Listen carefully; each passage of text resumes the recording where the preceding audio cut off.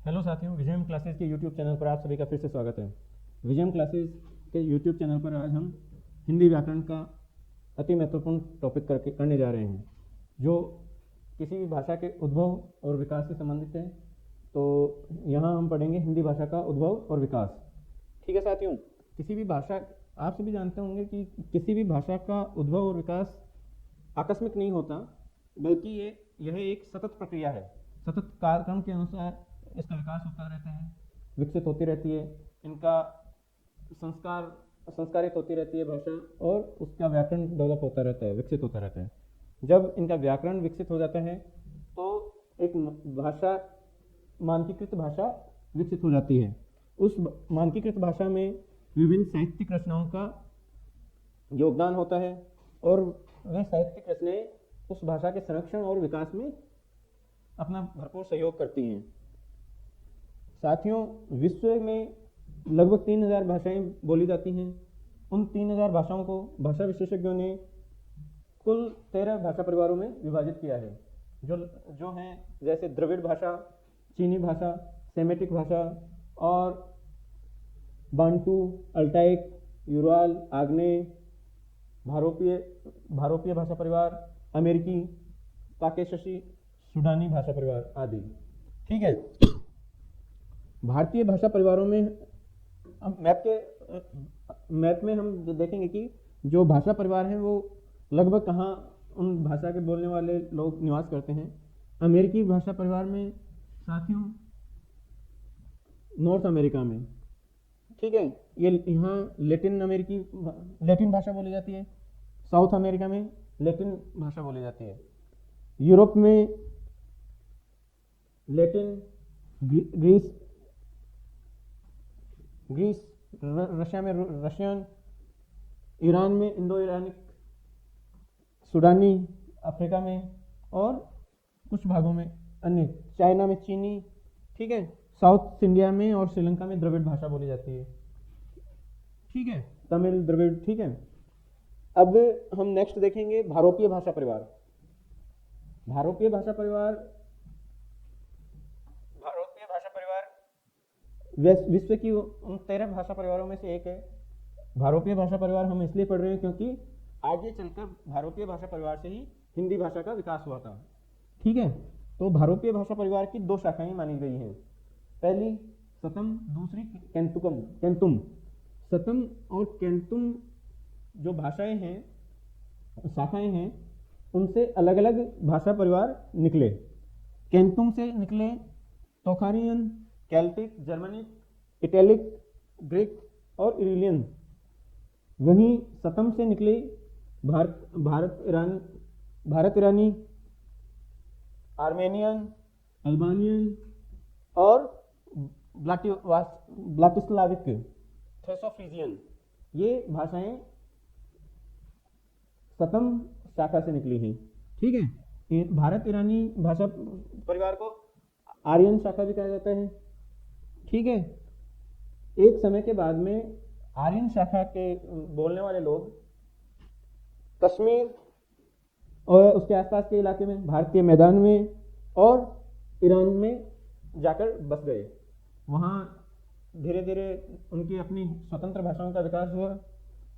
ठीक है, भारत ईरानी भाषा की इस तरह से 3 शाखाएं बन गई। पहली थी ईरानी शाखा, दूसरी थी दरद और तीसरी थी भारतीय आर्य भाषा। अब हम देखेंगे कि भारतीय आर्य भाषा भारतीय क्षेत्र, भौगोलिक क्षेत्र में आकर जब भारतीय आर्य भाषा का विकास हुआ तो यह वर्तमान तक 3500 वर्ष, लगभग 3500 वर्ष पुराना इतिहास है इसका, क्योंकि 1500 ईस्वी पूर्व में भारत ईरानी आर्य भाषाओं के लोग पश्चिमी भारतीय मैदान, सिंधु सभ्यता वाले क्षेत्र में और इनमें आकर बसने लगे थे। ठीक है, तो 1500 ईस्वी पूर्व, जबकि सिंधु सभ्यता 1750 ईस्वी पूर्व तक थी। 1500 ईस्वी पूर्व इनका इनका आगमन माना जाता है। ठीक है, तो 3500 वर्ष के इस भाषा के इतिहास को भाषा विशेषज्ञों ने 3 भागों में वर्गीकृत किया है। कालक्रम के अनुसार 3 भागों में वर्गीकृत किया गया है। पहला है प्राचीन भारतीय आर्य भाषाएं। प्राचीन भारतीय आर्य भाषाओं में इनका कालक्रम था 1500 ईस्वी पूर्व से 500 ईस्वी पूर्व तक। ठीक है। दूसरा काल, इनका विभाजन किया मध्यकालीन भारतीय आर्य भाषाएं, इनका कालक्रम था 500 ईस्वी पूर्व से 1000 ईस्वी तक। तीसरा विभाजन था आधुनिक भारतीय आर्य भाषाएं, इनका कालक्रम था 1000 ईस्वी से अब तक। ठीक है। तो हम देखेंगे पहला काल विभाजन, जिसमें प्राचीन भारतीय आर्य भाषाएं रखी गई। इनका कालक्रम आपको जैसे बताया गया 1500 ईस्वी पूर्व से 500 ईस्वी पूर्व तक। प्राचीन भारतीय आर्य भाषाओं में सबसे पहले वैदिक संस्कृत का विकास हुआ। वैदिक संस्कृत, फिर उसके बाद में लौकिक संस्कृत। वैदिक संस्कृत का कालक्रम समझते हैं 1500 ईस्वी पूर्व से 800 ईस्वी पूर्व तक, और वहीं लौकिक संस्कृत का कालक्रम समझते हैं 800 ईस्वी पूर्व से 500 ईस्वी पूर्व तक। संस्कृत शब्द का सर्वप्रथम प्रयोग महर्षि वाल्मीकि की रामायण में मिलता है। ठीक है। हम देखेंगे कि वैदिक संस्कृत के दो जो रूप थे, वैदिक संस्कृत और संस्कृत। वैदिक संस्कृत में वैदिक संहिताएं, ब्राह्मण, आरण्यक और प्राचीन उपनिषदों की रचनाएं की गई। वहीं लौकिक संस्कृत, जो कि वैदिक संस्कृत से तुलनात्मक दृष्टि से सरल भाषा थी, इसमें पुराणों का और विभिन्न संस्कृत की अन्य रचनाओं की रचना की गई, जैसे पाणिनि की अष्टाध्यायी आदि की रचना की गई। ठीक है। वैदिक संस्कृत के 3 भाग थे, उत्तरी, मध्यदेशी और पूर्वी।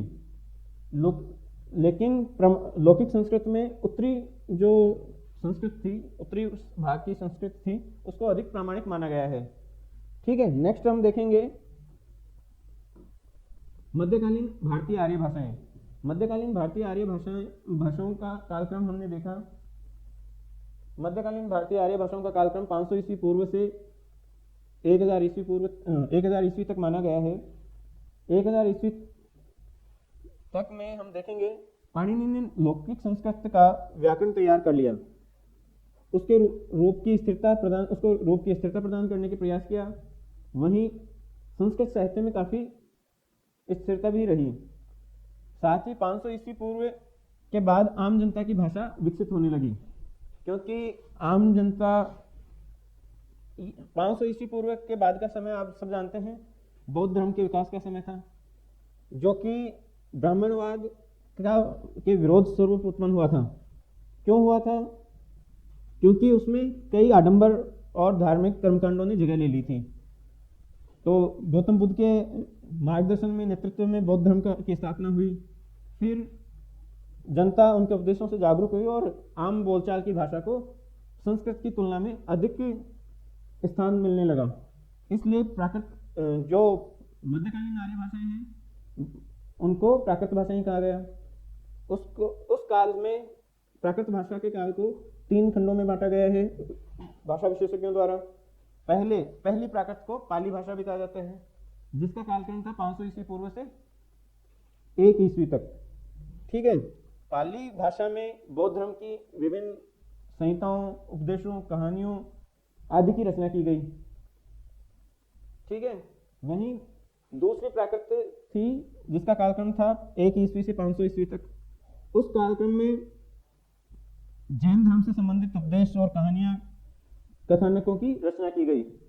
ठीक है। प्राकृत भाषा की उत्पत्ति संस्कृत या लौकिक संस्कृत से नहीं मानी जाती, क्योंकि ये आमजन की भाषा थी, इसलिए उसे उससे अलग माना जाता है। ठीक है। फिर तीसरी प्राकृत आती है, जिसे अपभ्रंश भी कहा गया। अपभ्रंश को अवहट कहा गया। ठीक है। अपभ्रंश को क्या कहा गया? अवहट। ये यहां बताया है पहली प्राकृत भाषा का। तो पहली प्राकृत में सबसे पहले प्राकृत भाषा का प्राचीनतम उदाहरण मिलता है 4वीं सदी का, जो कि कहां से मिलता है? श्रीलंका में लिखित दीपवंश में मिलता है। ठीक है। इसे मागधी भाषा भी कहते हैं। गौतम बुद्ध, मैंने अभी बताया था, पाली भाषा में गौतम बुद्ध से संबंधित जातक कहानियां, धम्मपद, बुद्ध घोष के अट्ठकथा, महावंश प्रमुख रचनाएं हैं। पाली भाषा के 4 रूप थे, पश्चिमोत्तरी, दक्षिणी, मध्यवर्ती और पूर्वी। अशोक काल के शिलालेखों पर भी पाली भाषा में लेख मिलते हैं। ठीक है, नेक्स्ट हम देखेंगे दूसरी प्राकृत, जिसे प्राकृत भाषा भी कहा गया। इसका कालक्रम था 1 ईस्वी से 500 ईस्वी तक का समय। ठीक है, प्राकृत शब्द के 2 अर्थ निकलते हैं। पहले का अर्थ होता है आमजन द्वारा बोली जाने वाली संस्कृत भाषा, संस्कृत से निकली हुई भाषा, जो 500 ईस्वी से 1000 ईस्वी तक चलती थी। दूसरी थी जो संस्कृत से नहीं निकली थी, आमजन की भाषा थी, पाली प्राकृत भाषा। ठीक है, प्राकृत भाषा को बीच वाली भाषा भी कहते हैं, क्योंकि यह 1 ईस्वी से 500 ईस्वी तक थी, और पाली और अभ्रंश जो तीसरी प्राकृत थी उसके बीच की मध्य भाषा थी, इसलिए बीच वाली प्राकृत भी कहा जाता है।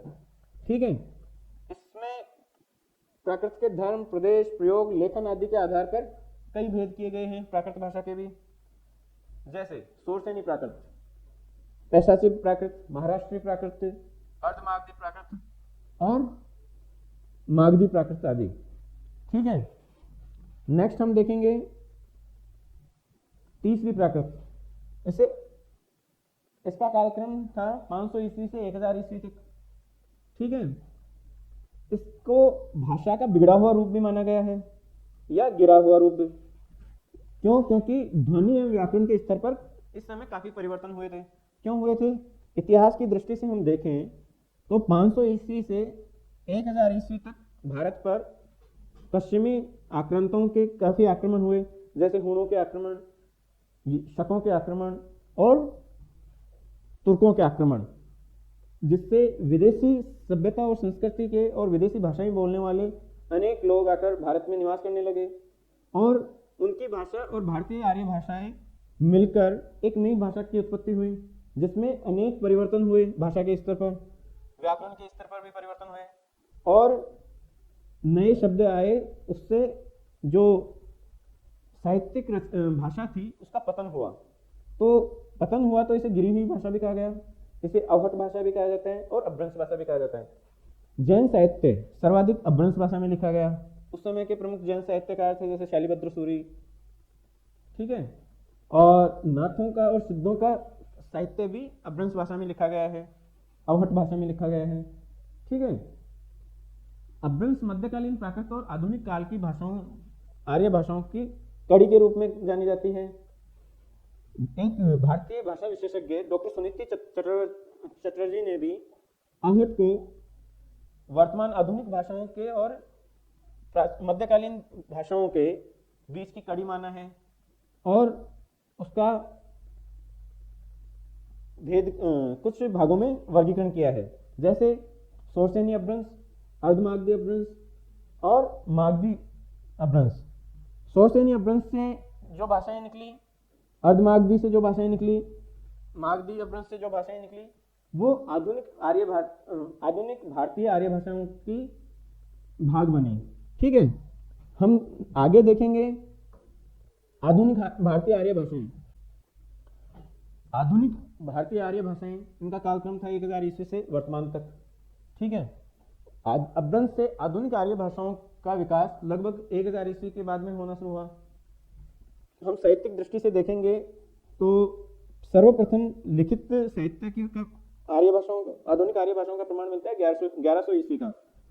ठीक है, हम यहाँ देखेंगे कि सिंधी भाषा का विकास हुआ सिंधु नदी के आसपास बोली जाने वाली भाषा के रूप में। इसके अधिकांश बोलने वाले पाकिस्तान में रहते हैं, किंतु भारत के विभाजन के समय 1947 में जब भारत का विभाजन हुआ तो अधिकांश सिंधी भाषा बोलने वाले कई पाकिस्तानी भारत में आकर बसने लगे, और भारत में भी सिंधी भाषा बोलने वाले निवास करते हैं वर्तमान में भी। इसके पश्चात हम देखेंगे कि इसकी अपनी लिपि है, फारसी लिपि के आधार पर बनी है इसकी लिपि। इसकी बिचौली सिराकी, थारली, लासी, लाडी, कच्छी आदि बोलियां हैं। लहंदा पश्चिमी पंजाब के भाग में बोली जाने वाली भाषा है। ठीक है, जो कि पाकिस्तान के पश्चिमी पंजाब और पंजाब के पश्चिमी भाग में, जो पाकिस्तान का पंजाब प्रांत है उसमें, और भारत के पंजाब प्रांत के पश्चिमी भाग में बोली जाती है। ठीक है। भारत विभाजन के बाद में कई लहंदा क्षेत्र के निवासी भारत में भी आकर बसे और यहाँ भी लहंदा भाषा बोली जाती है। इसकी बोलियाँ हैं जटकी, उच्ची, डिलाही, त्रिमाली, पोठवारी, हिंदी की मुल्तानी और जांगली। ठीक है। नेक्स्ट हम देखेंगे पंजाबी भाषा। पंजाबी भाषा का अर्थ है 5 नदियों के क्षेत्र में बोली जाने वाली भाषा। 5 नदियों के क्षेत्र में बोली जाने वाली पंजाबी भाषा कहाँ कहाँ बोली जाती है?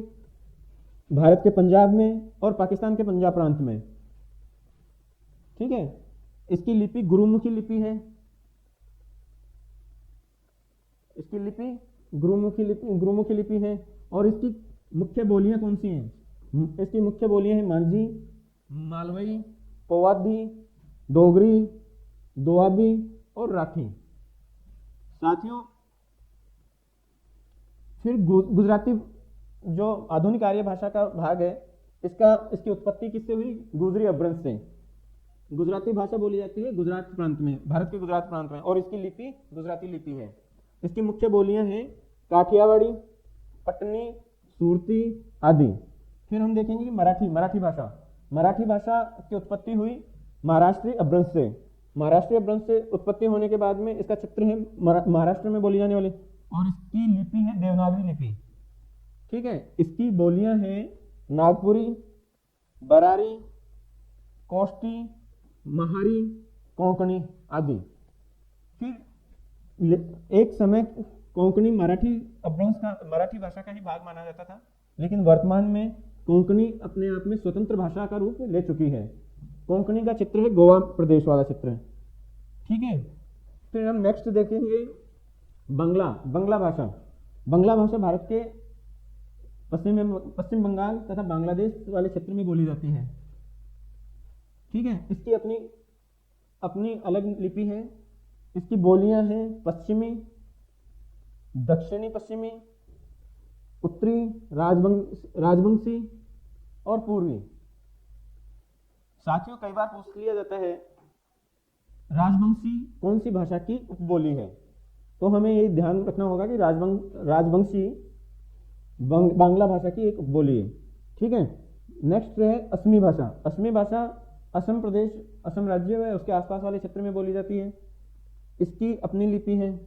इसकी मुख्य बोलियां हैं विष्णुपुरिया, झरबा, मायाग आदि। फिर हम देखेंगे ओडिया। ओडिया जिसका क्षेत्र है ओडिशा प्रांत। ठीक है। इसकी व्युत्पत्ति द्रविड़ शब्द ओड्र से हुई है। ओडिया शब्द है, उसकी उत्पत्ति किससे हुई? द्रविड़ शब्द ओड्र से। और इसकी भी अपनी लिपि है। इसकी अन्य बोलियां हैं गंजामी, संबलपुरी, भरी आदि। फिर हम देखेंगे नेपाली का मुख्य क्षेत्र नेपाल है, किंतु नेपाली बोलने वाले कई लोग भारत में भी निवास करते हैं, अनेक लोग भारत में भी निवास करते हैं। ठीक है। तो उनकी भी नेपाली भारत में भी बोली जाती है,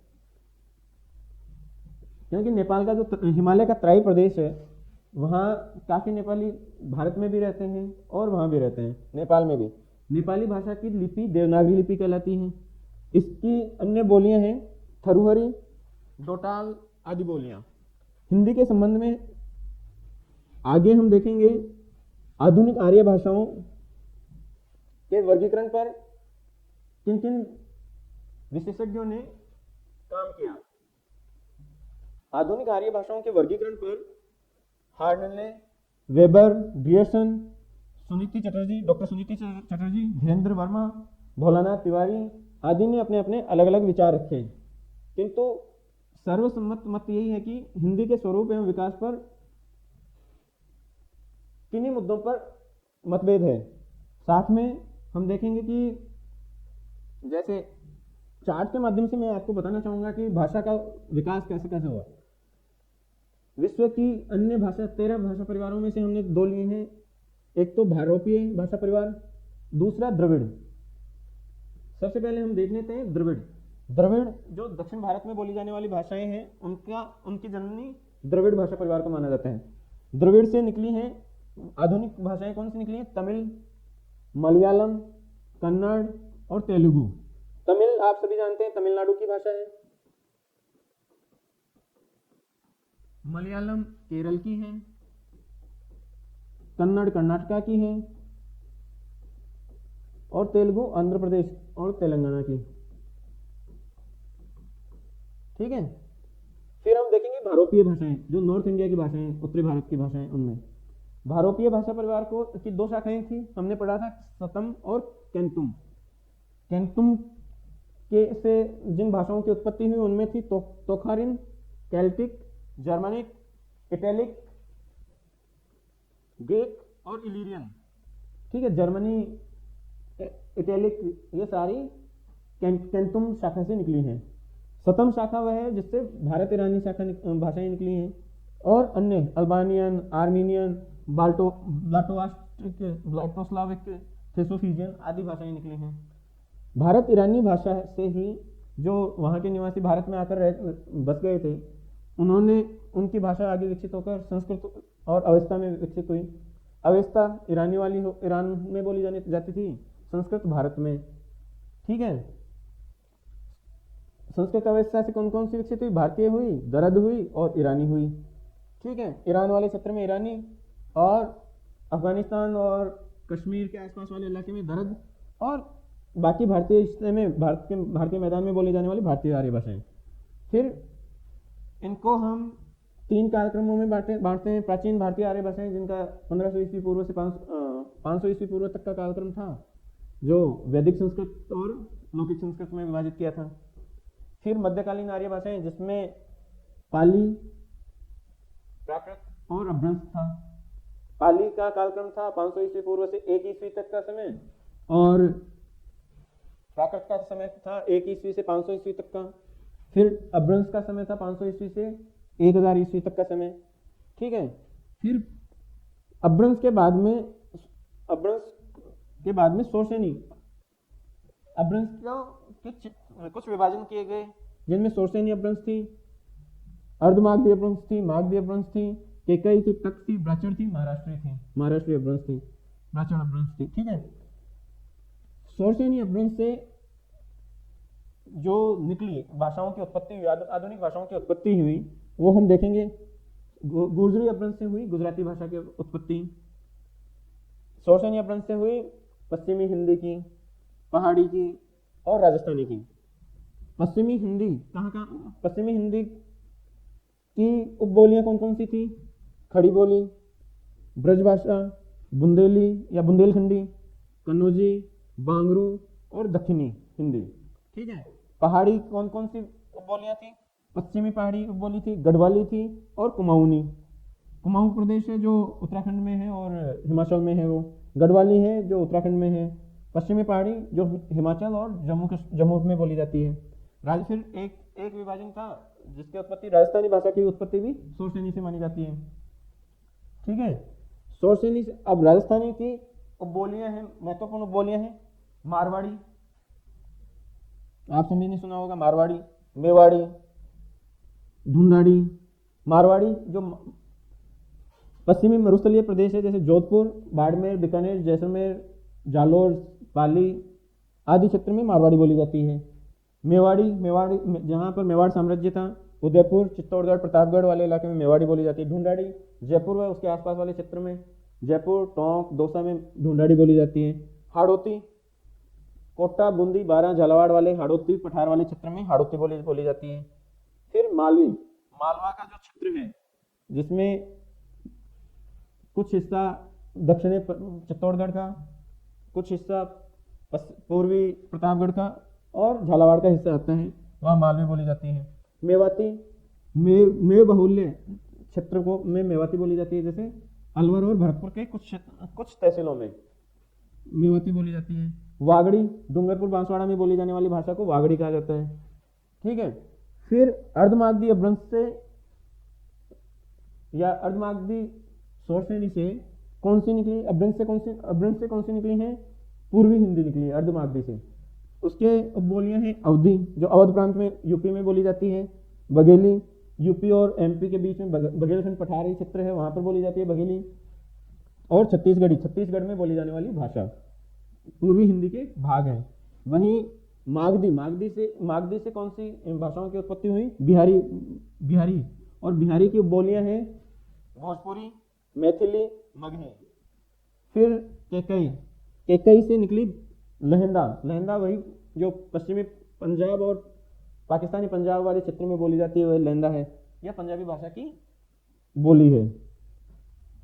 टक, यह भी पंजाबी की एक बोली है जिससे पंजाबी भाषा विकसित हुई। एक है ब्राचड़ अपभ्रंश से निकली सिंधी, जो सिंध प्रांत में बोली जाती थी। भारत के विभाजन के बाद में सिंधी बोलने वाले भारत में भी आकर बस गए और भारत में भी बोले जाने लगे। फिर महाराष्ट्रीय अपभ्रंश से निकली मराठी साथियों महाराष्ट्र क्षेत्र में बोली जाती है। ठीक है, इस प्रकार हमने हिंदी भाषा का उद्भव और विकास को देखा। अब आगे हम हिंदी भाषा की जो उपबोलियां हैं उनके क्षेत्र के साथ में मैप के अकॉर्डिंग हम पढ़ेंगे कि कौन से क्षेत्र में कौन सी उपबोली बोली जाती है। जैसे मारवाड़ी का क्षेत्र है जोधपुर, जैसलमेर, बीकानेर, पाली वाला क्षेत्र। ढूंढाड़ी का क्षेत्र है जयपुर व उसके आसपास का क्षेत्र।